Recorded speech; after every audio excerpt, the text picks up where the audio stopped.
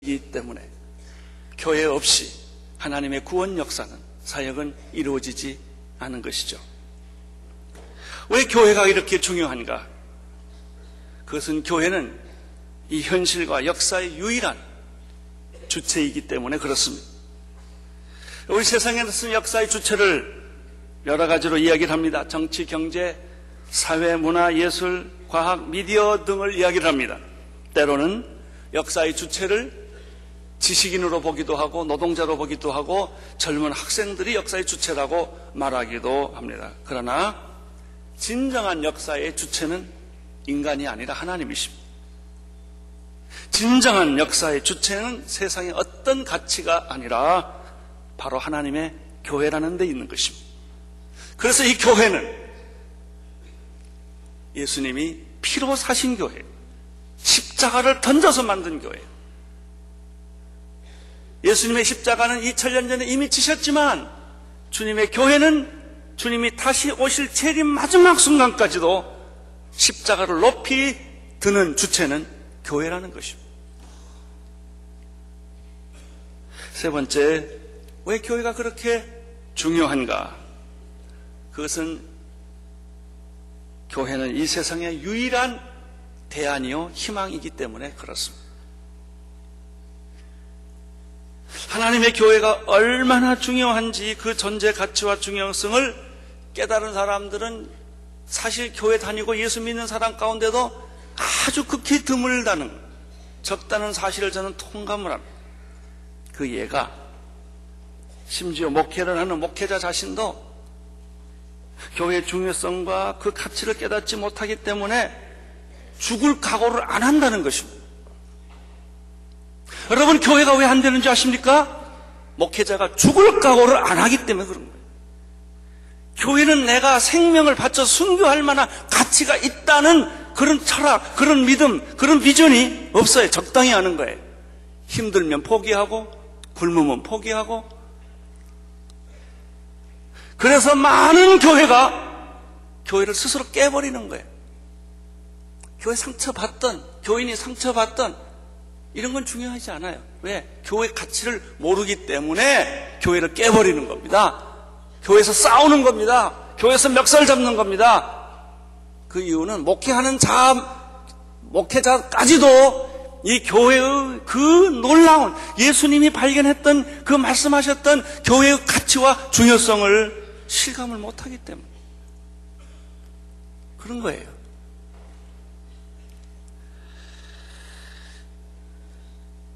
여러분, 교회야말로 정치와 경제와 사회와 문화와 역사의 대답입니다. 이게 해답입니다. 그리고 대안입니다. 나는 여러분에게도 이 믿음이 있게 되기를 축원합니다. 모든 목회자님들에게, 모든 사역자들에게, 여기 오시는 모든 전도를 하고 싶은 열정을 가진 리더십들에게 저는 도전합니다. 교회가, 주님이 생각하는 교회가 우리가 생각하는 그런 교회가 아니라는 것입니다. 여러분, 결혼의 소중한 가치를 모르기 때문에 쉽게 이혼하는 거예요. 50%가. 교회의 소중한 가치를 모르기 때문에 너무나 쉽게 교회를 포기하고 너무나 쉽게 교회를 깨버리고 너무나 쉽게 교회에게 상처를 준단 말이죠. 그리고 교회 안 된다고 그래요. 안 그렇습니다. 교회는 안 될 수가 없어요. 저는 18년 전에 온누리교회를 시작했습니다. 예수님께서 꿈꾸시고 사도행전에서 보여주셨던 바로 그 교회에 대한 꿈을 안고 여기까지 왔어요. 아무 누구도 저에게 교회 비전과 이상을 가르쳐주는 분이 없었어요. 우리는 본의 아니게 대형교회가 됐어요.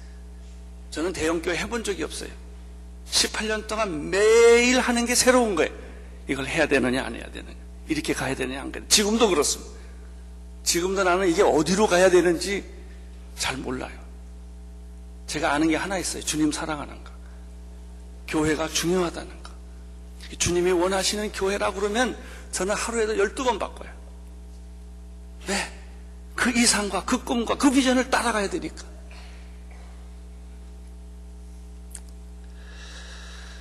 저는 영국에서 간으로 다쳐서 한국에서 목회를 하지 못하고 3년 동안 영국에서 쉬었습니다. 공부하면서. 하나님이 3년 동안 제게 계속해서 가르쳐준 것은 교회였습니다. 그래서 제가 서울에 돌아와서 온누리 교회를 시작한 거예요. 12가정이 지하실에서. 모든 목사님들이 다 그렇게 시작합니다. 여러분이 온누리 교회가 하늘에서 붕 떨어진 거 아닙니다. 12명이 소수가 지하실에서 집 빌려서 나도 여러분과 똑같은 고생을 하고 교회를 시작했어요. 그렇게 안 한 사람은 어디 있어요? 저는 교회 처음 시작할 때 제 월급 못 받았습니다. 선교사 월급부터 먼저 드렸습니다. 네, 그게 내 목회 철학이었으니까. 다 그렇게 시작합니다. 그러나 지난 18년 동안을 생각해 보면 기막힌 은혜와 기적의 연속이었습니다. 저는 온누리교회 18년 동안 하면서 깨닫는 게 있어요. 하나님은 어제나 오늘이나 영원토록 동일하시다.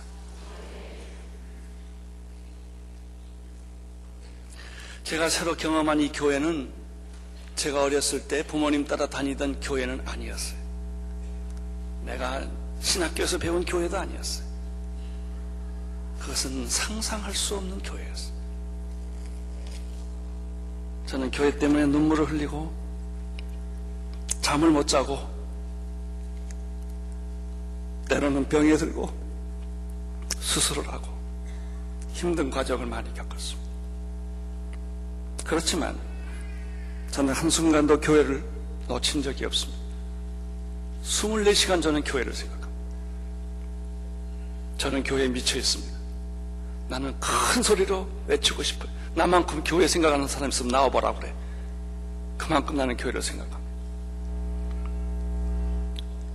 주님의 교회는 알면 알수록 이렇게 아름답고 이렇게 능력 있고 이렇게 위대하고 기적과 비밀로 가득 찼다는 거예요. 교회는 나의 사랑이요, 나의 꿈이요, 나의 미래요, 나의 전부입니다. 이것이 교회입니다. 내가 발견한 교회예요.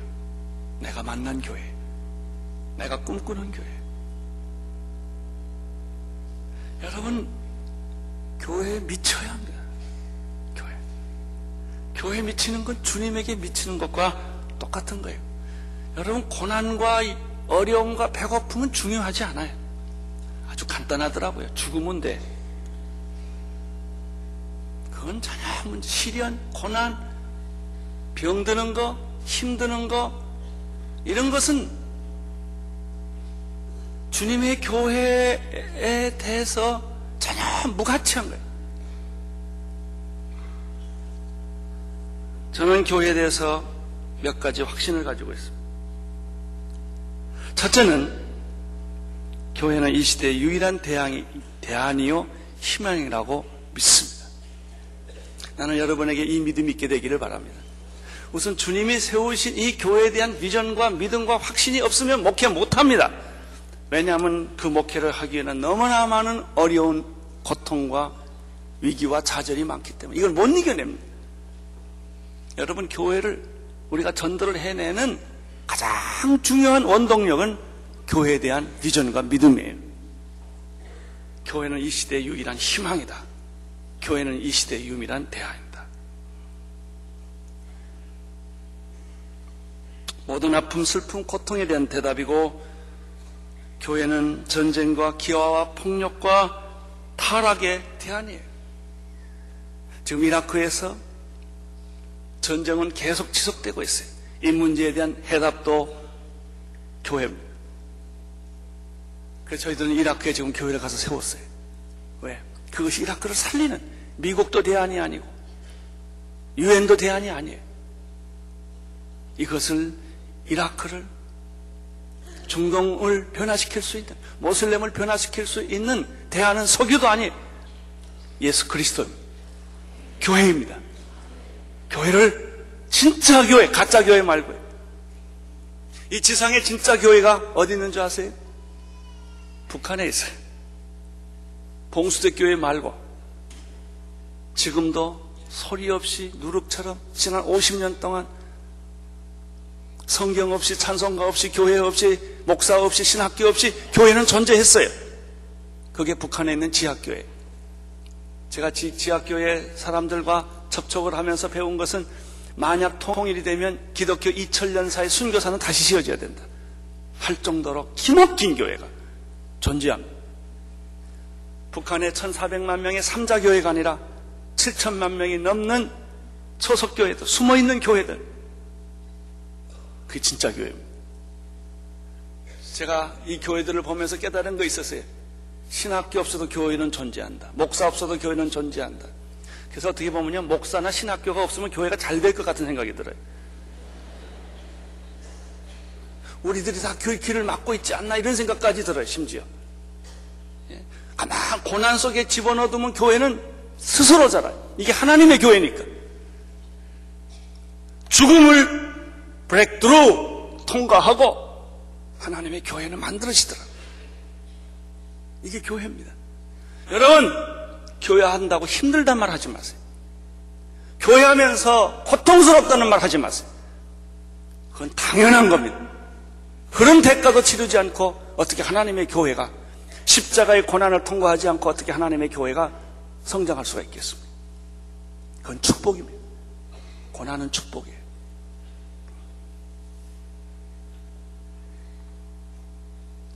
사랑하는 동역자 여러분, 진정한 교회는 역사를 새롭게 하고 이 시대를 구원한다는 믿음이 여러분에게 있게 되기를 바랍니다. 교회가 살면 세상도 살고, 교회가 타락하면 세상도 타락합니다. 교회가 부흥하면 세상은 희망을 가지고, 교회가 죽으면 세상은 절망한다는 이 사실, 교회에 대한 성경적인 교회론, 이 교회에 대한 예수님의 교회론에 대한 믿음이 있어야 합니다. 오늘 말씀에서 주님께서는 교회에 대한 4가지 본질을 설명해 주셨죠. 첫째, 교회는 주는 그리스도시요 살아계신 하나님의 아들이라고 믿는 사람들의 공동체입니다. 여러분, 오해하지 마십시오. 교회는 교파나 교단이나 제도나 헌법이 아닙니다. 우리는 너무 이 제도권 교회 안에 얽매여 있어서 이것만이 교회고 이 교회의 한계를 뛰어넘지 않으려고 하기 때문에 진정한 교회를 다 잃어버렸다는 것입니다. 진정한 교회는 구원받은 사람들입니다. 주는 그리스도시여 살아계신 하나님의 아들이라고 믿는 사람들의 공동체입니다. 눈에 보이는 교회보다는 눈에 보이지 않는 그 교회가 더 교회 본질에 가깝다는 것입니다. 예수님은 말씀하셨습니다. 이 교회는 내 교회다 라고 말했습니다. 진짜 교회는 주님의 교회입니다. 예수 공동체입니다. 성도들의 공동체예요. 진짜 교회는 예수의 공동체, 그리스도의 몸인 공동체. 여러분, 이 교회에 오는 것은 우리가 건물 안에 오는 것이 아닙니다. 예배 안에 들어오는 것은 그리스도 안에 들어오는 것이죠. 우리가 주일날 설교를 듣는 것은 그 목사님을 통해서 예수님의 설교를 듣는 것이고, 여러분을 통해서 손과 발을 경험하는 것이고, 교회 들어온다고 하는 것은 예수 그리스도 인격과 실체를 경험한다는 거예요. 이게 교회입니다. 우리가 교회에 앉아서 공동체 사람들이 예배를 드리고 찬송하고 설교하는 걸 들을 때 우리 마음속에 뭐가 느껴지냐? 아, 여기 예수님이 계시구나. 여기 예수님이 계시구나. 예수님이 느껴지고 예수님이 보여지고 예수님이 경험되는 것이 교회예요. 이런 프로그램과 무슨 이런 것이 보여지는 게 아니란 말이죠. 그건 다 껍데기죠. 진정한 교회는 음부의 권세가 이기지 못하는 능력 공동체입니다. 세상의 어떤 권세도 이기지 못하는 능력 공동체가 교회입니다. 교회는 어떤 것인가? 예수님이 말합니다. 천국 열쇠를 가지고 있다. 교회는 천국 공동체입니다. 예수님 말해준 교회. 여러분, 교회는 주님이 시작하셨고 주님이 주인이시고 교회는 주님이 영광을 받으시는 것입니다. 우리 목회자들이, 장로님들이, 교회 리더십들이 주님의 영광을 도둑질해 가서는 안 되는 것입니다.